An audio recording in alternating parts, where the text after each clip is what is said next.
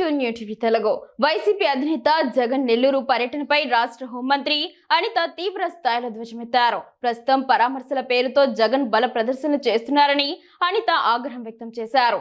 జగన్ పర్యటనలకు తాము అభ్యంతరం చెప్పబోమని, అయితే వైసీపీ సరైన సమాచారం ఇవ్వడం లేదని ఆమె ఆరోపించారు. తగిన సమాచారం అందిస్తే అందుకు అనుగుణంగా ఏర్పాట్లు చేయడానికి ప్రభుత్వం సిద్ధంగా ఉందని ఆమె స్పష్టం చేశారు. ఓదార్పుల యాత్రలు కూడా చూసేసాం. ఆఖరికి ఇప్పుడు జగన్మోహన్ రెడ్డి గారి తాలూకా జైలు యాత్రలు కూడా మనం చూసే పరిస్థితి ఈరోజు కనిపిస్తూ ఉంది.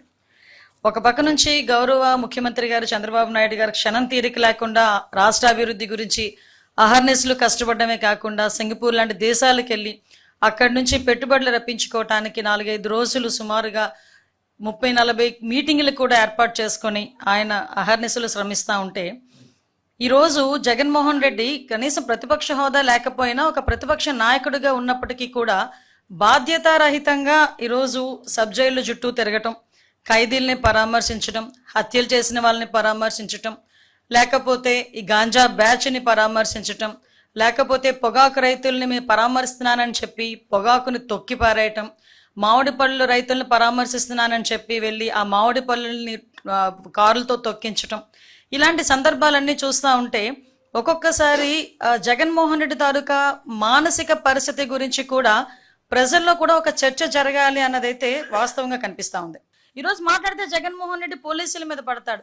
పోలీసులు మాకు పర్మిషన్స్ ఇవ్వట్లేదు, మా పోలీసులు మమ్మల్ని అడ్డగిస్తున్నారు, ఎక్కడ పడితే అక్కడ అడ్డగిస్తున్నారని ఇష్టానుసారంగా మాట్లాడతాడు. నేనేమంటానంటే జగన్మోహన్ రెడ్డి ఈ మధ్య కాలంలో జరిగిన యాత్రలు చూస్తానండి, సాధారణంగా మాక్సిమం ఎక్కడెక్కడ దర్శి వెళ్ళాడు, పొగాకు రైతుల్ని పరామర్శిస్తున్నాను అని చెప్పాడు.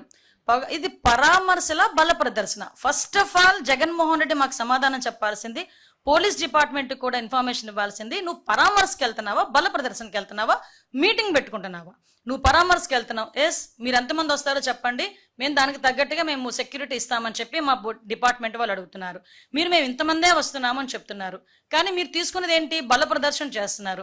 ఒక చనిపోయిన వాడి ఇంటికి వెళ్ళినప్పుడు కూడా మీరు బల ప్రదర్శన చేస్తారు, ఒక రైతులను పరామర్శించడానికి వెళ్ళినప్పుడు మీరు బల ప్రదర్శన చేస్తారు, లేదు ఒక గాంజాయి బ్యాచ్ని పరామర్శించడానికి వెళ్ళినప్పుడు మీరు బల ప్రదర్శన చేస్తారు, లేదు ఒక సంవత్సరం తర్వాత చనిపోయిన వ్యక్తిని ఇంటికి వెళ్ళి పరామర్శించడానికి వెళ్ళినప్పుడు మీరు బల ప్రదర్శన చేస్తారు. కాదు, మేము మీటింగ్ పెడతామంటే చెప్పండి, మేము పర్మిషన్ ఇస్తాం, దానికి తగ్గ సెక్యూరిటీ వైజ్గా మేము పోలీస్ బందోబస్తు ఏర్పాటు చేస్తాం.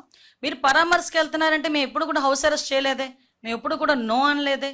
మీరు ఎంతమంది వస్తారు, మీరు ఒక పర్ఫార్మా ఇస్తున్నాం, మీరు ఎంతమంది వస్తారు, ఎక్కడికెక్కడ దిగుతారు, ఎక్కడ హెలిప్యాడ్ పెడుతున్నారు, ఎన్ని కిలోమీటర్లు మీరు వెళ్తున్నారు, ఇదంతా కూడా క్లియర్గా రాసి ఇవ్వండి. దీనికి తగ్గట్టుగా మేమందరం కూడా మేము మీకు ఏర్పాటు చేస్తాము అని చెప్పేసి బందోబస్తు ఏర్పాటు చేస్తామని డిపార్ట్మెంట్ వాళ్ళు చెప్తే, డిపార్ట్మెంట్ వాళ్ళకి చెప్పేది ఒకటి, వీళ్ళు చేసేది ఒకటి.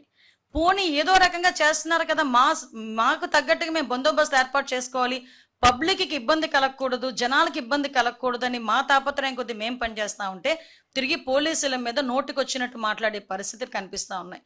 ఈరోజు మనం చూస్తే అండి, ఒక గాంజా బ్యాచ్ని పరామర్శించడానికి తెనాలి వెళ్తాడు. అసలు వాళ్ళందరూ పోలీసుల మీద తిరగబడ్డ ఒక గాంజా బ్యాచ్ గురించి తెనాలి వరకు వెళ్ళి సమర్థించాడంటేనే ఒకసారి జగన్ తాలూకా మానసిక పరిస్థితి మనం అర్థం చేసుకోవచ్చు.